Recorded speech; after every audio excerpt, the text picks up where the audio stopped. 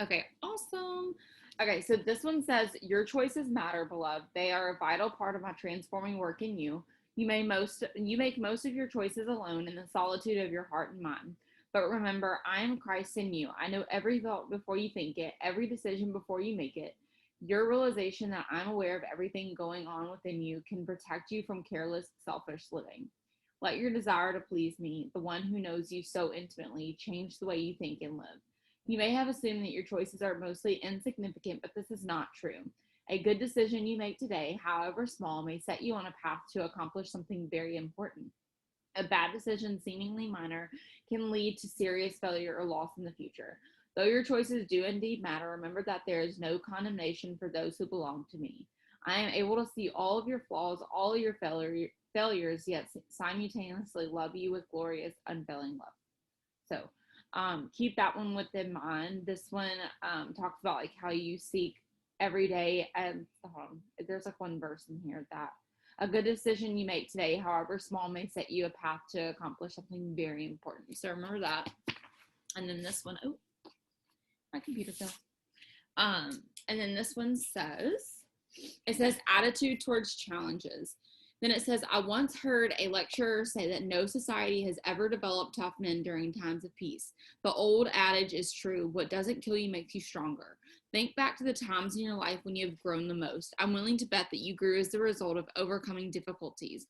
The better your attitude, the more likely you will be able to overcome difficulties, grow, and move forward. I've been told that in the Chinese language, two words are often combined to create another word with a very different meaning. For example, when the symbol for the word meaning man is combined with the symbol for the word meaning woman, the resulting word means good. Possessing a positive attitude can have a similar effect. When a problem comes into contact with someone who has a positive attitude, the result is often something wonderful. Out of the turmoil that problems cause can emerge great statesmen, scientists, authors, and business people. Every challenge has an opportunity, and every opportunity has a challenge. A person's attitude determines how she handles those. Let your positive attitude transform every challenge into an opportunity today. So, I thought that those were both great. Then I will dive into this and then I will speak. So this one says leaders understand the importance of, hold on, someone's trying to one. It says leaders understand the importance of their minds to the future of their organizations. Consider some of these timeless principles offered in Proverbs 23 about our minds and a godly vision for tomorrow. Your thoughts determine your character.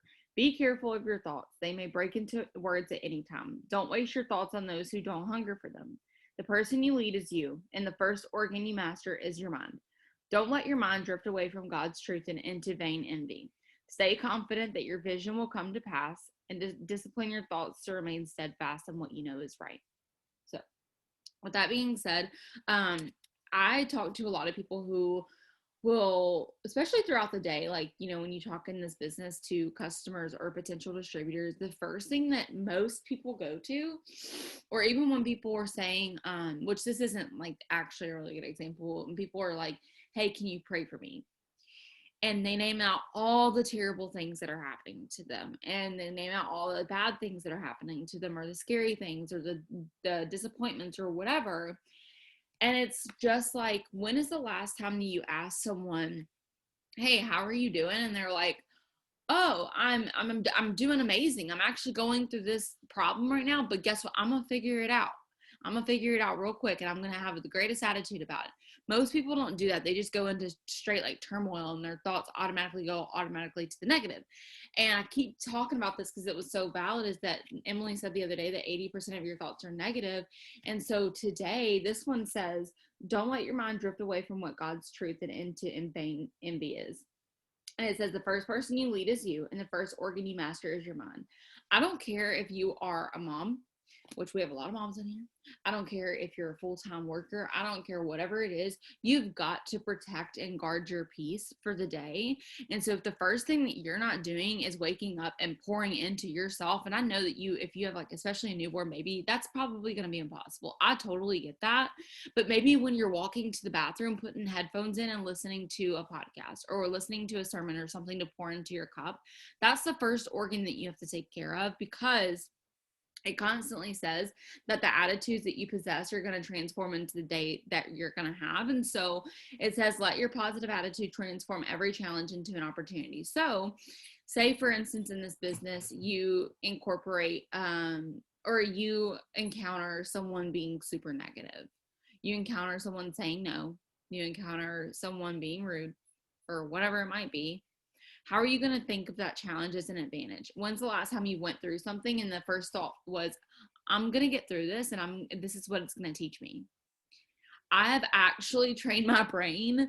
It's been very, very hard. So I don't want to come across like this is ever easy. It's been very hard, but I've trained my brain. Come here. Hey, come here. Come here. Sorry. They're being really loud. But I've trained my brain every single second. Every single time I'm going through something difficult, the first thing that I think of is, okay, what exactly do I know that God's going to teach me through this day? Or even if not that, because sometimes they tell you like you have to go through it first to even understand, but ask yourself specifically, like, is there a silver lining that I can already see? And just by asking yourself something about that, that's going to change the game. And say that you're not even faithful and say that you don't have a huge like faith. Okay, so sometimes it's a little bit harder for people who don't have faith to think that way so quickly.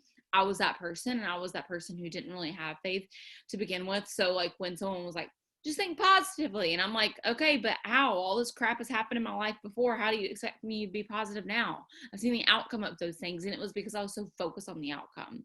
Whereas now you look back, and I know that when you're after you're out of challenges, normally you can see a silver lining. But in the moment, do you ever make it a habit to just ask yourself, what's something great that I can look at for this moment? And I promise you, it always tells you, it says that people who if you ask someone something about their day, you can normally tell if they're a pessimist or an optimistic person right off the bat, because it's either goes to negative or it goes to positive.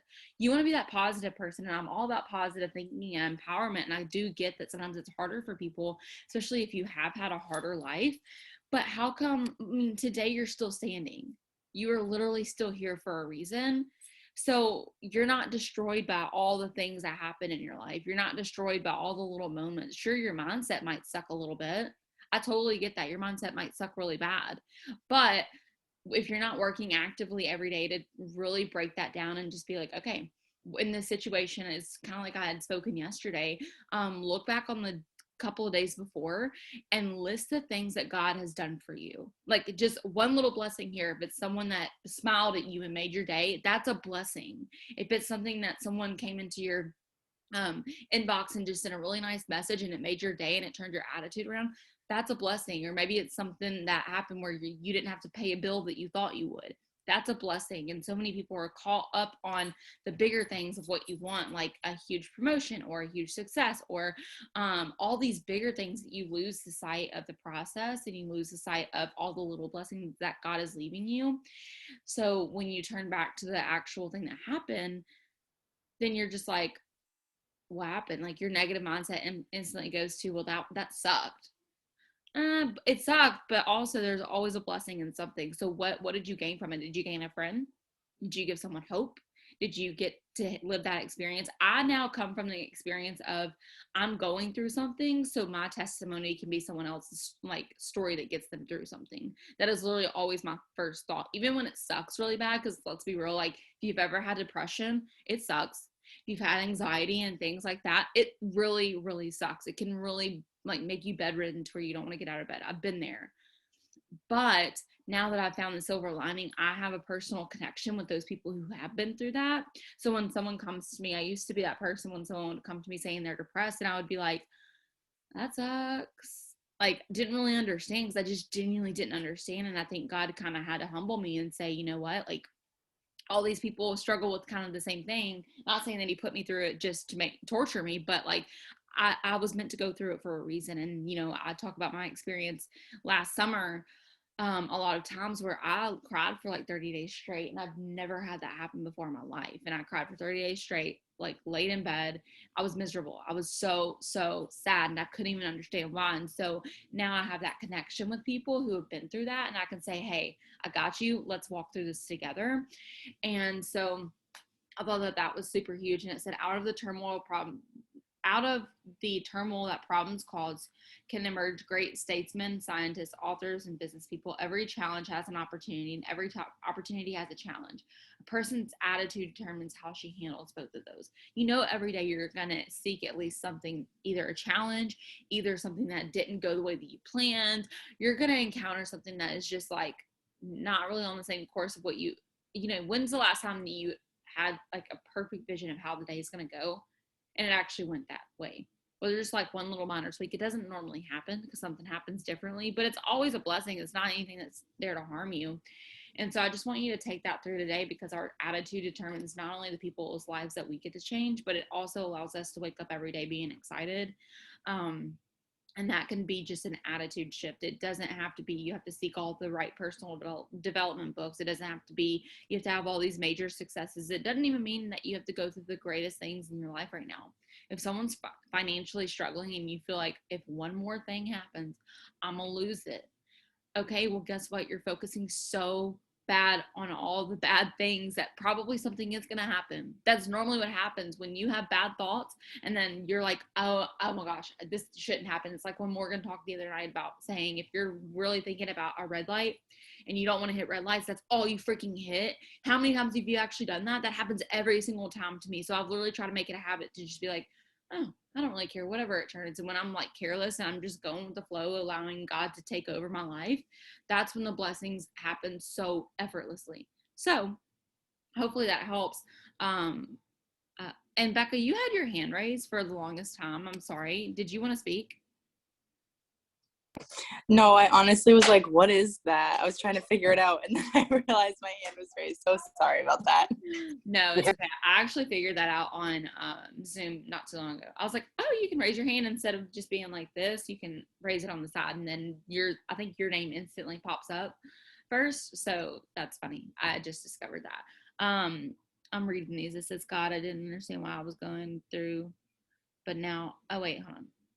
I'm reading this in like two separate things. It was so much harder without faith. The hardest time in my life brought me towards God. Didn't understand why I was going through it, but now it can look back. Our lives are always moving in the direction of our strongest thoughts. So freaking true. And so if you're someone who messages your upline every day and you're like, this is going wrong, this is going wrong, this is happening, number one, you're being draining. Number two, you need to shift your mindset and just say, okay, these are happening. Yes, I can't avoid these problems, but what is something good that is coming out? Maybe, I know Sarah's a mom, so I'm just going to use this for instance. Maybe your kids are literally out of control and they're being so mean and they're just not behaving, whatever. But guess what? You have kids. You have kids, and guess what? You're a great mom, and so you're going to bless them through their situation. So there's always a silver lining and something. I know it's not always that easy, but that's why we talk about mindset. That's why we talk about personal development. That's why we talk about walking through faith. All those things are important in order to help you get up every day, because let's be real, life is not easy. Life gets very hard sometimes. There are situations that you're just like, why is this happening to me? But it's because God knew that you could handle it, so you can be a testimony for someone else who really, really needs it, who honestly couldn't handle it, who, if without you and your story, they wouldn't be able to handle it. You know how many people I've talked off the ledge of quitting this business because they haven't promoted fast enough, or they haven't seen enrollments in a week, or they haven't done personal development, so that's on them, but they haven't done personal development, so they haven't trained their mind to think positive thoughts, or whatever the case might be, that they've had someone quit. I'm like, boo-boo, first off, it took me 6 years to get where I am now. Secondly, I didn't promote right off that. Thirdly, I've had so many people quit in my business, but guess what? I'm still standing. So there's no excuse for you to walk away because it gets too hard. Life is hard. Business is hard. Everything is hard, but it's the amount of like things that you can look past the hard and see, okay, I made it through this. So guess what? When the next mountain you climb, it's like, I just went through that. I can get through this so much better. And then the next mountain you climb, it gets easier and easier and easier. And it's just crazy. And then you look back a year later and you're like, I did that. I went through that. Oh my gosh, I made it through that. I'm good. I made it through the pandemic. I'm good. I made it through losing my job, and then my husband losing his job, and then our kids going crazy and being in home. I freaking made it. And guess what? Now you're a beautiful, strong person, and you have that testimony. So every situation creates who you are going to be and who you are, and you have to remember that.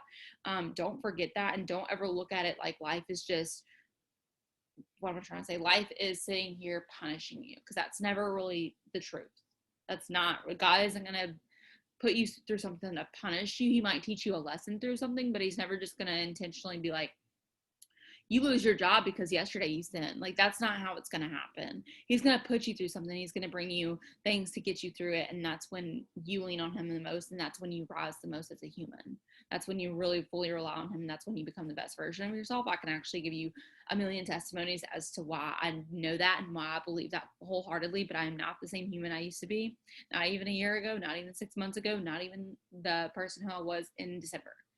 I'm constantly changing, and that's because I'm constantly putting efforts towards being a better human, just like you should be doing. And if you're not doing that, I really advise you to start. If you're not praying every day, I'm not going to be this pushy person that's like, you pray, you don't pray, and you go to hell or whatever. I'm not going to be that type of person, but start there. If you find yourself complaining every day, start there. Why have you not started praying? Why have you not opened your Bible that has been sitting in front of you? Why have you not leaned on God, the person who created you, and said you're looking for all these answers when you talk to people? I know for me, I'll ask everybody else. I'll text Morgan and say, hey, can you help me with this problem?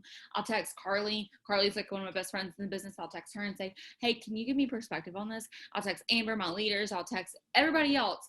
And they don't give me the answer that satisfies me the most, because nothing can satisfy me like God's word and just God's promise of saying, hey, I got you. Let's get through this together. And when I do that, I'm like, oh, okay. Thanks for helping me. Thanks for showing me. So just gain that perspective and it'll help you. I'll stop talking now and go ahead and drop your prayer request below. And if you have any questions, anything that you want to talk about, whatever it is, let me know. And then also, if you have anybody to pray over specifically, go ahead and do that as well. I always advise you guys to pray over people, not just yourselves. That's why I started this prayer Zoom, is to make it a habit to pray over other people so I can change my selfishness and my selfish ways that don't serve me. So, and it's definitely helped. So if you have anything, I'll stop this recording.